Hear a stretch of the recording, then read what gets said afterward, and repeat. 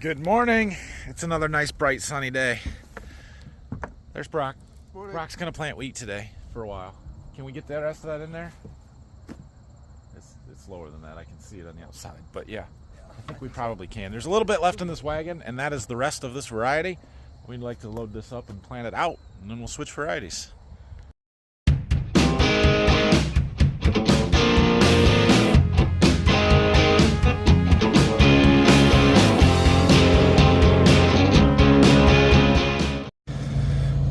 So we have an extremely heavy dew this morning, which is going to make the beans really tough.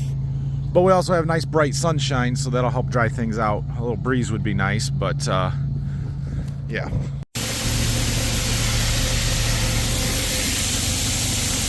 Filling. All right, I went and did a little snack shopping. And we grabbed the fuel trailer. We're going to take this over, fuel up the combine and the 8430 over there. Phil, I think, is going to bring the other seed wagon, swap out seed wagons, because the one at the field now is empty.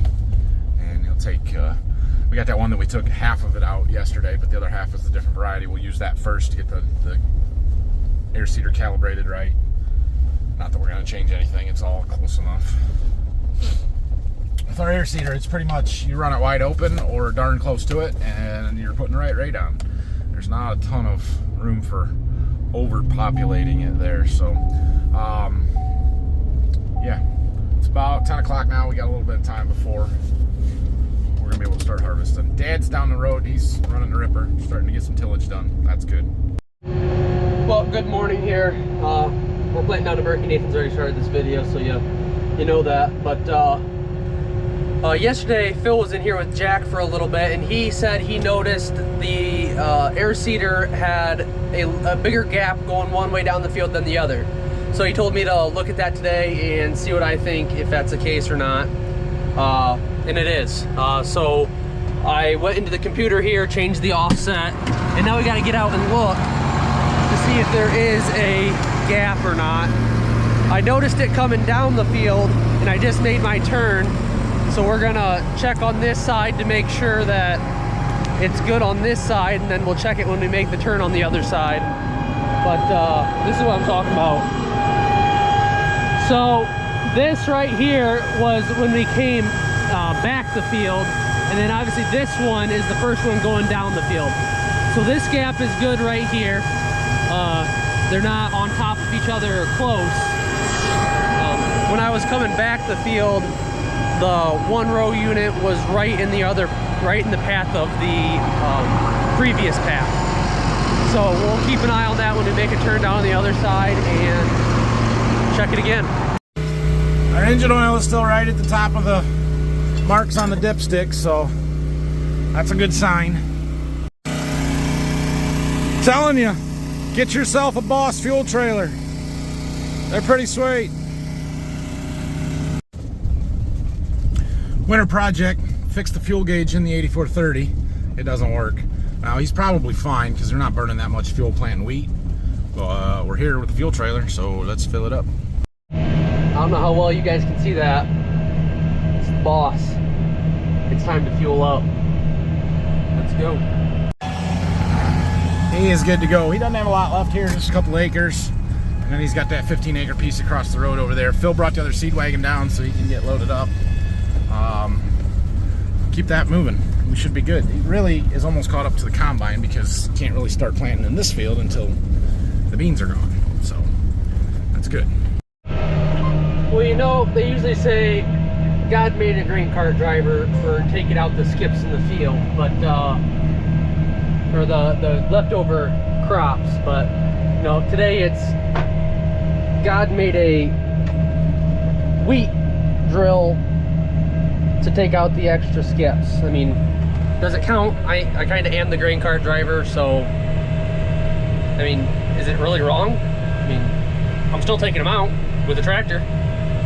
He didn't miss no crops in the field, as far as anybody else knows.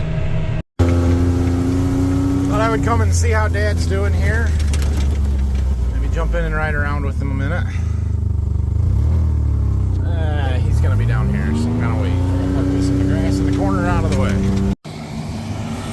Well, all seems to be good here. Take a little video of them Ripping. Quite the tool this thing is. The disc blades burying residue, the ripper shanks eliminating compaction, leveling discs, which are all turning. That's a positive. And then the rolling basket just kind of firms it, breaks some clods, and levels it up. We've got lots of moisture down here. This ground, I mean, it's not too wet, but it's not dry. I kind of thought when we were planting the wheat yesterday that I'm glad it's not any wetter. It's got to get done, but we've had just so much rain here the second half of the summer that, I mean, that's why our beans are so good, but the ground's still got a lot of moisture in it. A lot of the neighbors down here will do what we call stale seed bed, where they'll do this. They'll run a ripper, a chisel plow or something in the fall as soon as they can, and then they'll bring like our Landau disc or a field cultivator or something like that over the top of this and smooth it up just like you were going to plant it in the spring. And then in the spring, instead of running that field cultivator or disc or whatever, you just go in and plant it and don't do any tillage in the spring.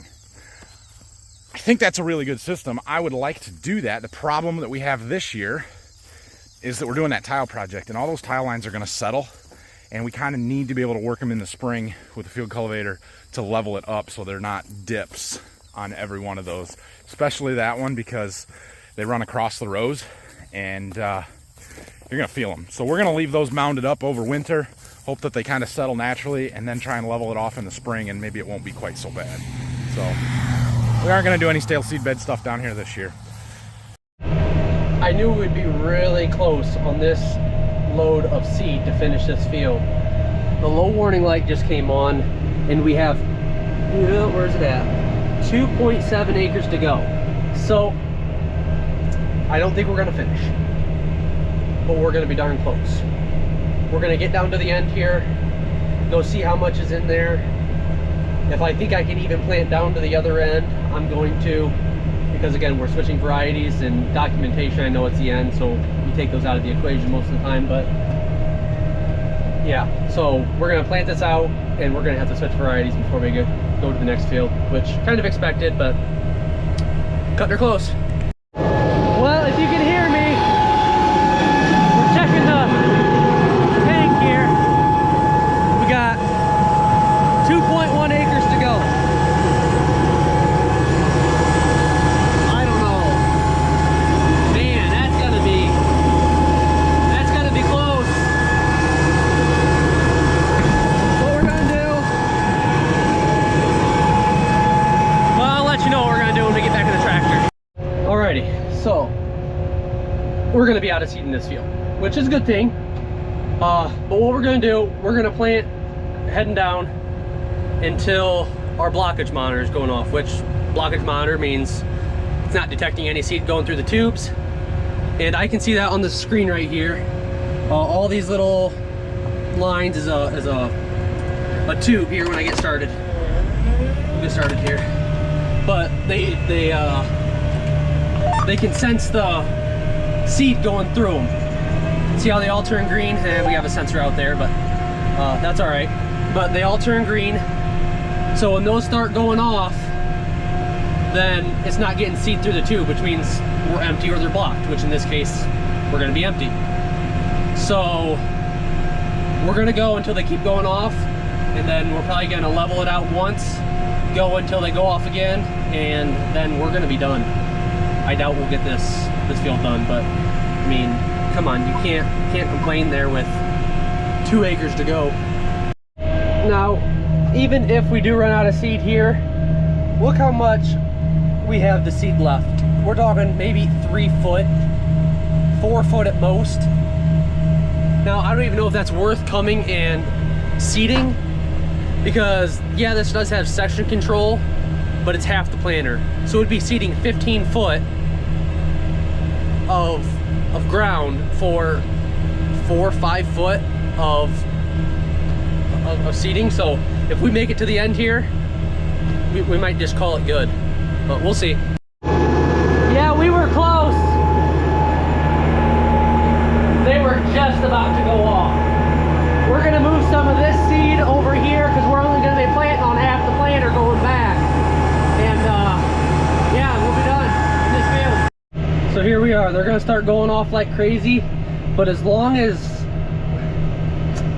I don't know if it's actually this section or 1 through 5 or 30 through 35. As long as those don't go off, then I'm gonna be okay, because all I really want to plant is like 3-4 foot over there. So I need like 6 rows to work.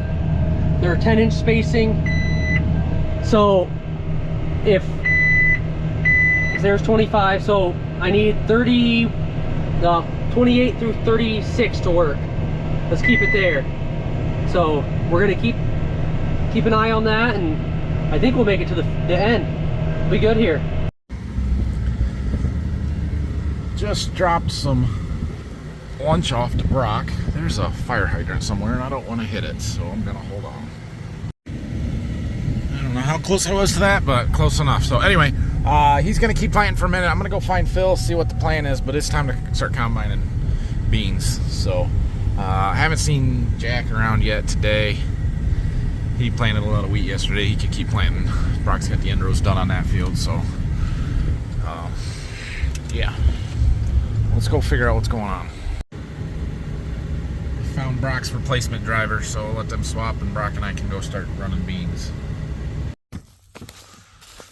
Let's go. Oh, it's warm in here. Let's finish this. Let's do it. All right, I had to do a little configuring with my GPS. I went to take off and we were way off. Our coverage map had shifted and guidance lines and everything overnight. We do run RTK, have an RTK receiver on this combine. However, I had still had it configured to the base station at our Waldron farm that we have on top of our grain leg, which is 35 miles away, and it doesn't go that far. You can't get a signal that far away. And so we had been running it on the SF2 fallback. It wasn't no big deal, but it was way off this morning. It shifted overnight on me, so I do have the numbers for a closer base station than our dealer network. I punched those in, it shifted it right back, and we're exactly where we're supposed to be. So we'll run it that way for today and then change it back to our base station tomorrow, hopefully, when we get back there. All right, I'm seeing something worth noting. You see all these brown, these kind of leaves that are stuck onto plants? Got a patch right here, a little bit right here. I've seen that kind of on this side of the field. It's worse behind us, I felt like, than right here. I think that's actually some disease. I think it is white mold. And if you look at my grain tank, you can see the little black things that look like mouse turds. That's the sclerotia from inside the stem on those plants with white mold. Like right there's one right in the middle of the screen. We're unloading, so they're moving on me. It's not horrible, but there is definitely some patches of white mold out here. Now, they are still 75 bushel beans, but what could they have been if we didn't have white mold? Also, that bodes well for the beans at Waldron that have white mold in them. Maybe they're still okay. Don't like seeing it. Don't like seeing it. And you can see on the yield map there, that yellow spot, that's that patch that we just went through. So it's showing up, it's mattering, it's making a difference. You start putting out 2,000 bushels an hour of beans. That's pretty good. That's rather impressive if you ask me. 80 bushel beans, we're running 5.4 miles an hour. Losses are very low. Like, this combine is killing it right now. That's fantastic. Jack got our other field done. He's driving back over here, so now the next field is the one that we're currently finishing up.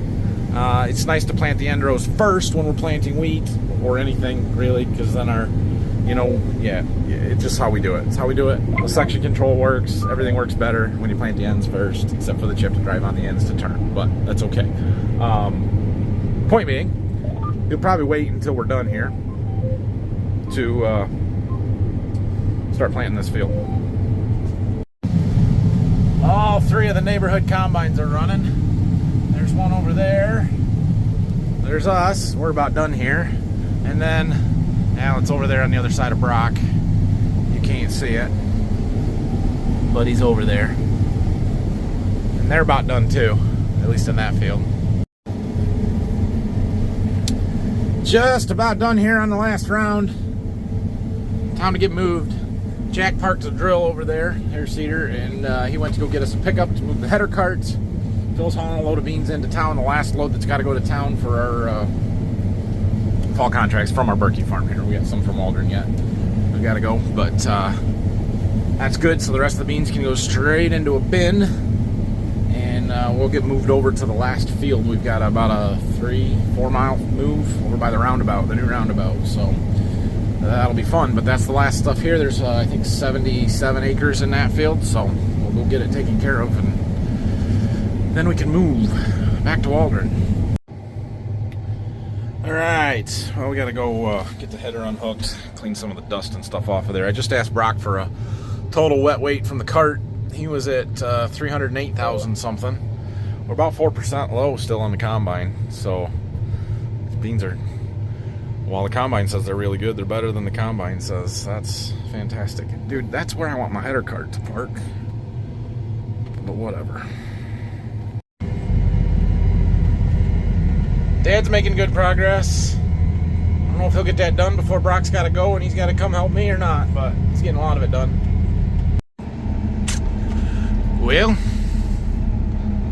there's our roundabout. Let's see how we do here. They put these dang signs and curbs. They're just, the lane's so narrow here. Like, there ain't no way we aren't going to curb check this. Question is, can I get between that pole?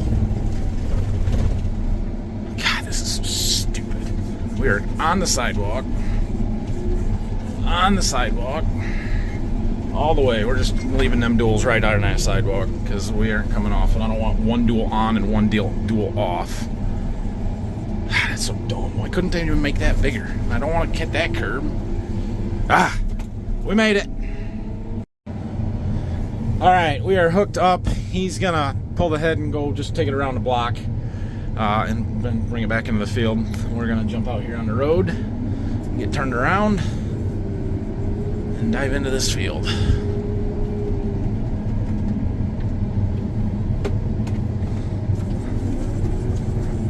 This is our edge of civilization field. That's what I like to think of it as. Right next to the housing development. I'm sure they will appreciate the dust today. But what do you want me to do? Okay. Phil's here with a truck, so I think all three of us will jump in the pickup and go get the grain cart and another truck and a pickup. We'll be good. Alright, so I'm taking Brock over to get the tractor. Brock, do you want to tell everybody why you have to leave early today? Yeah, somebody made plans for me. Somebody made plans for him. That's right. Give him a hard time. I have been.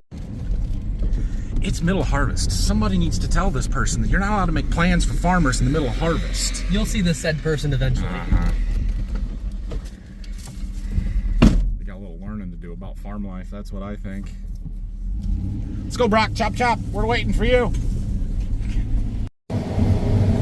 Hopefully he does all right with the roundabout. You do not want your track to be half on, half off of a curb or something real hard surface like that. Like either all the way on top of it or not at all. So hopefully he can navigate around there okay. I told him we could meet down in this corner here. So which way is he going to go? This way. Have to figure out how to get into the field from there. Should be fine. He can go through this ditch up here. It'll be fine. Stopped a little hard. Whoops. The full grain tank warning hadn't gone off yet. Oh well, we got to dig a hole so we can unload. Oh, we just got something that sounded very, very bad in the combine. Construction trash from the dang people out here working, not picking up their crap. I was watching really hard. Something went in and it made a sound. So we're gonna dump the rock trap to start with. Oh, look at that. I don't think that's what it was because there's no way it would have gotten out. We'll take that. I don't see anything in there.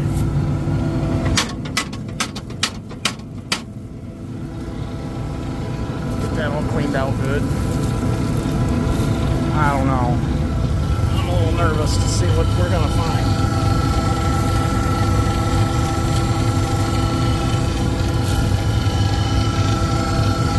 I don't see anything there.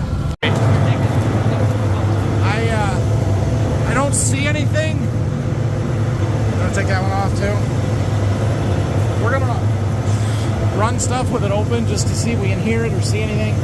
You can see all the trash we got in here. This is kind of, you know, that's how it works, right? You get a bunch of stuff into the shoe augers and everything else, which we weren't really running much material through because I was going really slow. It's not real full, but I shut it down in a hurry, so. All right, we're gonna turn it on real slow.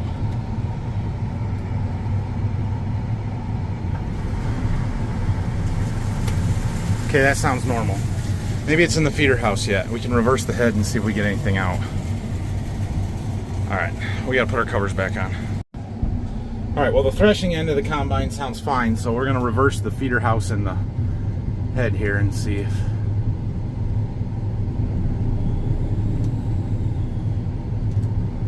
anything looks metal or rock or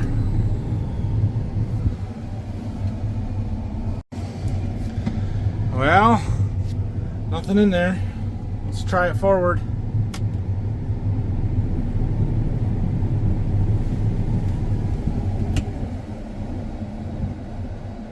Too close, Brock. Get back. Get back. Huh. Well, I don't know what it was, but everything sounds fine now, so. I thought I had a chunk of rebar or something wrapped around the rotor or the feed accelerator the way it was ticking. But it seemed to be okay. Let me set it on the ground. Sometimes angles make a difference. Seems okay. All right, well, after the excitement of starting and having something run through the car, whatever.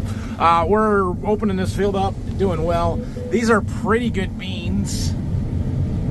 However, there's a patch down here over by that tree where they have some significant white mold in it, and the yield drops way, way off. Like oranges 50s. That's not good there. Oops. But in through here, that red spot's where I had to stop once, but the rest of that, man, them are really good. Like I'm seeing 90s, occasionally it hits 100. Just fantastic beans. So yeah, gonna be about the same as everything else. It looks like we're at a 76 average. It may keep creeping up as we get, you know, away from the end rows, and that patch of white mold is gonna get better the farther we get into the field here. You can see that one pass that I just made over there was not near as significant. So those are all good. Everything is good. We got 20 acres done here. Like I said, I think there's 77 in the field, so 57, just under 60 to go. We should be able to get done here between 7, 8 o'clock tonight, which is excellent. Like, we can't work much later than 8 because it gets tough, but we should get done before that, assuming everything keeps going well. So Brock's got to take off here real quick, but Dad just pulled into the field, so I have a feeling I am going to lose my seat in the combine. We're gonna let Dad run the combine, and we will jump in the grain cart, which is just fine with me, right? I mean, I love running the combine, don't get me wrong, especially in really good beans. This is lots of fun. But that's a pretty dang nice tractor to run too. We aren't gonna complain about running the N8RX, pulling a avalanche grain cart on tracks. Nope, no, I'm fine with it. You got a crash course, you should be fine. What? Drive? Yeah, I think so. Did he drive it during wheat, he says. Have fun tonight, Brock. Yep. Coming to work tomorrow? No. I gotta work at my other job. I'm sure that's what you're doing. Oh yeah, it's so smooth and quiet, and oh, this is nice. All right, I'll get back in the hang of stuff here. I wonder how much video Brock took today. We'll see what we got on there, and knock the rest of this field out. Let's go. Should be good. Well, we're getting the hang of running the grain cart again, and Dad seems to have picked up the combine just fine. So, running machine sync, it's working good. We really, push the button and let her go, and it's working just fine. So, pretty dang impressive machine that combine is. That is a full header width of really good beans, a lot of plant material moving through there, and it just chews it up. I told Dad to hit the E button in the combine, which is the Engage Harvest Smart button, and let it do its thing. And he called me on the radio. He's like, "It's going 5.5 miles an hour." I said, "Yep, that's the speed limit. That's where we got her set," and it just goes. So when it gets into the really good thick beans, it slows down a little bit. And right now, in the middle of the afternoon, nice dry beans. Everything's flowing through the combine really well. Not tough at all. We can cover ground in a hurry. You know what's really nice? We haven't lost any grain cart data yet. Oh. If you all have followed along long enough, you know the saga of the grain cart scale systems. And the one that we were running before that came on the cart, I mean, it worked fine when it worked, but it would lose data randomly in the middle of the day. It just wouldn't save a load, and that was a problem for me. So we switched it to a much better system. I'll show you here just a little bit. So we are running the Agromatics Libra cart scale system, and it is fantastic. In fact, I'm still learning it a little bit, but I just learned a trick. One of the things that our old system did that I really liked and missed on this was it had it would tell me how much more weight we needed to fill a truck. You would tell it how much each truck can hold, and then it would kind of keep track of that. And I could never figure out how to make this do that. Well, I just did. Turns out you got to hit this unload button and then hit fill to max GVW, gross vehicle weight. And then it comes up there. And so like this truck that we're filling currently has 52,031 pounds on there. We're trying to get to 80,000 gross, which the tare weight may or may not be accurate, but that's beside the point. So we need 1,970 pounds to fill it, which in this case is no big deal. But sometimes when you're trying to make sure you've got enough on the grain cart to fill a truck, that is an important number to know. And we always had this one of how much is in there, but you had to do a little math to figure out how much more you need. I figured out how to make it come up there. Super helpful. So the Libra scale system, it works really good. It keeps track of the field that we are in, and it is capable of using the GPS on the iPad to know what field it is if you load your boundaries in there, which I have. So it's it knows that. The only time that becomes an issue is if you're in a field where you're kind of back and forth between two field boundaries, like we were earlier today, or more so yesterday, where we were dumping right on the break of two fields, and you always got to make sure that you're in the right one. But that's really good. It's got a list of all of our trucks in here or things that we can dump into, and you just select the one that you're doing, and it will keep track of it. And then you can even tell it what bin or what location it is going to. You know, all the different bins or places that we sell grain to, we have loaded in here. Right now this stuff is going into our 24-foot GSI dryer bin down here, not because they're wet, but just because we're using it to store them, because we don't have any corn down here. So and that bin may be full for all I know. They may be going into the another bin there. But yeah, so that's all good to have. You can put in, you know, who's the operator. I put myself in there for now. It does have, you know, you can, it's a default moisture. You can put in whatever you want there. I just leave it set at 13. There is an option to put a, oh my, look at how dirty that is. There is an option to put in a moisture sensor on the cart, and so that it would actually record the moisture as it's unloading and kind of take an average. I don't have that. I don't need that, because we're sampling every truckload as we unload it anyway, so that's not real important. But then you can go in here and you can see, you know, like here's the list of all of the dumps every time we unloaded the grain cart in this particular field. You can go in and find every field. I mean, it's got the wheat records still in here from when we did wheat. This one would be the first field that we did down here, and it's got all of those. It tells me what truck it was in. It tells me what bin it went to or where it went location wise. So really cool, the amount of data that we have on here. Plus, when I have internet on my iPad, which it's not a cellular enabled iPad, but I can hook it up to the hotspot on my phone, it instantly is uploading this data to their Agromatics cloud. We can log into that on the computer in the grain shed, and he can pull up those records and know how much is on each truck as he's dumping it if he wants to. So really like that feature. It's super easy to use. It's awesome. I am a big fan of the Agromatics Libra cart system. It's just a simple little box that you plug in on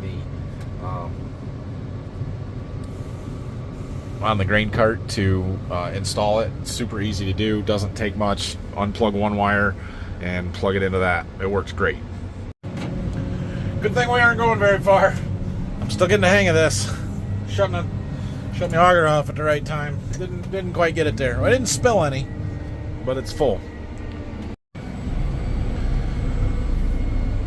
We're almost done. One more round, I think. Maybe a sliver down on the other end, but we're gonna make it before the sun even sets. That's awesome. So I am likely gonna take the grain cart and head for Waldron. Get one of the slow things moved tonight, and we'll move the other one in the morning. And that should mean that I can combine beans tomorrow back at home, and that would be very, very good for me. So yeah, let's keep moving here and try and get home before it gets too dark. That would be great. Although the tractor and the grain cart here with tracks on both, it's a slow trip. 20 mile an hour, 35 miles. It's dang near a 2-hour trip by the time you stop once or twice to throw some talc in the tracks and deal with traffic and all that good stuff. At least the wind is slightly out of the east, so we're not being too terrible of neighbors to all these houses, blowing the dust away from them. We're trying to be friendly, you know. Uh-oh. Got a wad of something. I have to go do some digging, it looks like. I think he caught a woodchuck hole. There's a bunch of dirt right in the center. He pulled all that crap off. He's going to try and scoop it up now. Should go.